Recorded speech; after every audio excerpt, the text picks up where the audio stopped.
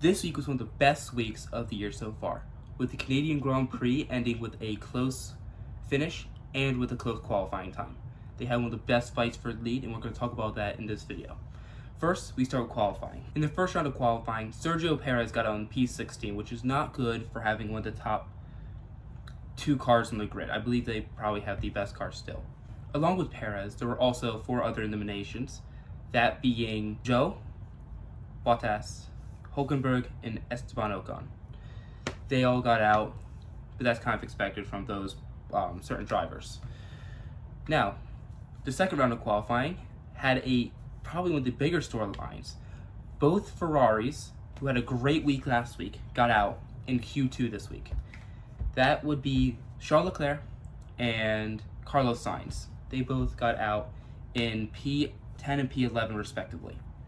Along with them getting out in Q2 was Logan Sargent, Kevin Magnussen, and Pierre Gasly. Now, in the last round qualifying, Q3, the top 5 ended up being George Russell, Max Verstappen, Lando Norris, Oscar Piastri, and Daniel Ricciardo, with a great qualifying of P5. Daniel Ricciardo's teammate, Yuki Tsunoda, qualified P8. This was a great week for the Cash App RB Visa AlphaTauri Toro Rosso team. There's no real name for them, if I'm gonna be honest.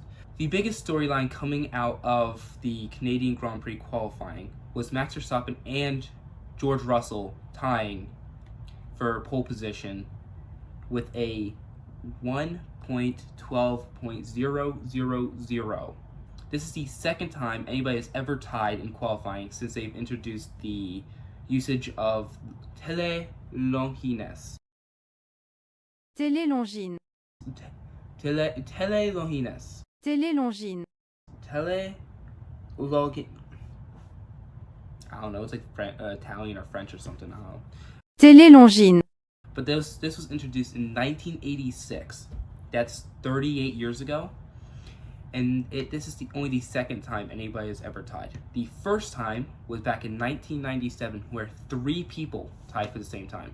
That would be Michael Schumacher, Jacques Villeneuve, and Heinz-Harald Frentzen.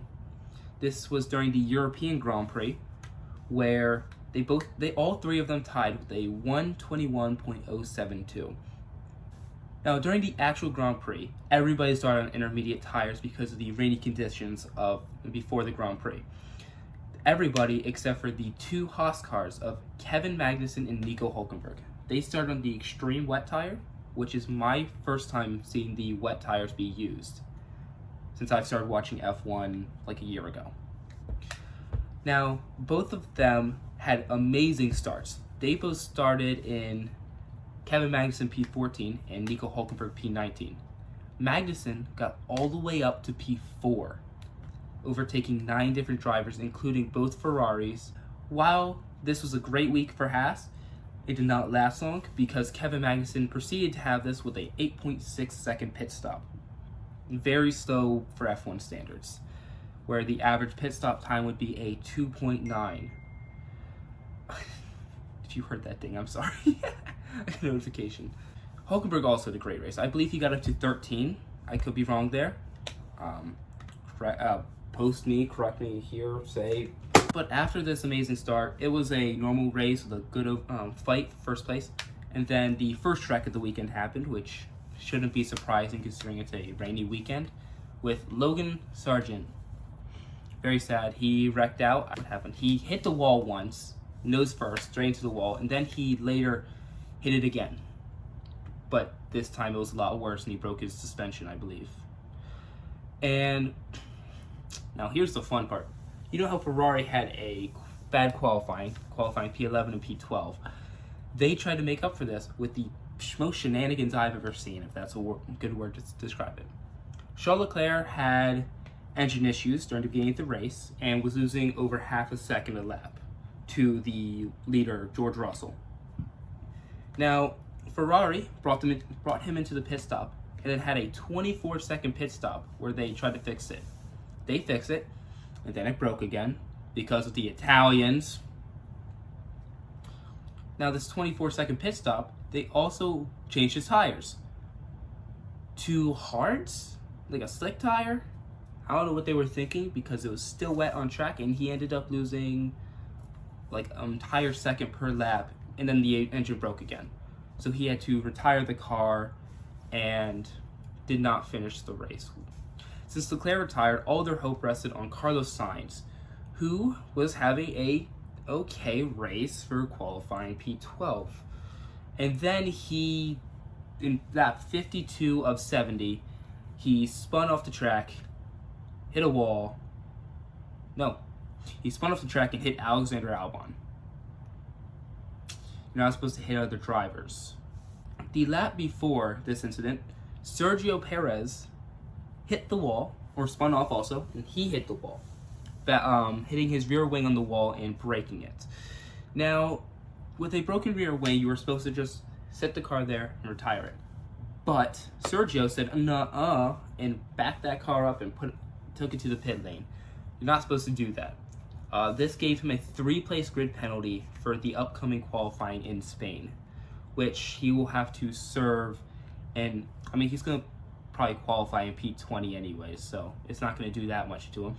Now let's look at the top of the grid where all the action happened this week. There were 4 lead changes, including Lando leading the race twice and Max leading the race twice. George Russell held the lead for a good 20 laps before making a few mistakes and dropping down to 3rd place. And then Lando passed Max and overtook for 1st.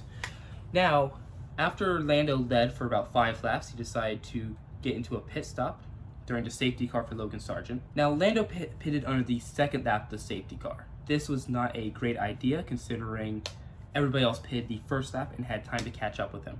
This dropped him down to 3rd place after the pit stop, and that led Max to leading the race. And I thought he was just going to piss off into the distance and win by 20, 40, 50 seconds. But no, he decided to stick around. And after Lando found some just insane pace out of nowhere, he overtook them around both Russell and Verstappen in about the same lap in lap 40. He overtook both Russell and Max in the same lap around lap 45. That was pretty good for 2-3 laps until he had to pit stop and had a drag race with Max coming out of the pit lane. Max won, and he fell behind George Russell after Russell had a good overtake, and then Lando re-overtook him because he found an incredible pace for some reason, and that led to the lead. Russell, after a few more mistakes, dropped all the way down to 4th and even 5th place for a couple laps. But he was able to fight back with Oscar Piastri and overtook his teammate on one of the last laps of the race and finishing in 3rd place. That was the first podium for Mercedes this year, which is very respectable for a team that's not really in the higher part of the grid as of right now. Currently, top 3 teams are McLaren, Red Bull. I would still say Ferrari, even though this is a terrible week for them. But Mercedes, I think they have a comfortable P4 in the standings, still above Aston Martin and all of the lower teams. Now, that was most of what happened this week. Yuki Tsunoda got a new contract. I forgot to mention that. Congrats, Yuki. 1-year contract. I think you'll probably take Perez's spot next year, if I'm going to be honest, that he hasn't had a great race this year. He hasn't had a great race for the past couple weeks. So, I wouldn't be surprised if Red Bull denies his 2nd year and just sticks with Yuki Tsunoda for the rest of the 2026 season when they get new regulations. That should be all for the race. Comment anything I forgot about, because I probably forgot about a lot. I'm recording this on Tuesday because I was busy yesterday watching Lord of the Rings. Not the most proud about that. But still, one of my favorite races so far of the year. I think it was probably one of the most eventful because it rained and the FIA didn't cancel it. But again, I'll see you all in Spain, and I believe next week or two. Oh shoot, I'll see you all in Spain. I don't know if I'm going to be able to get a video out for Spain, if I'm going to be honest. because I have vacation. I'm going down to, I shouldn't say where I'm going. I'm going somewhere.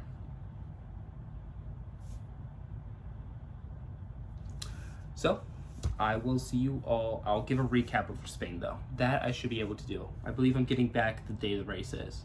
It's gonna be a fun trip. Okay, well,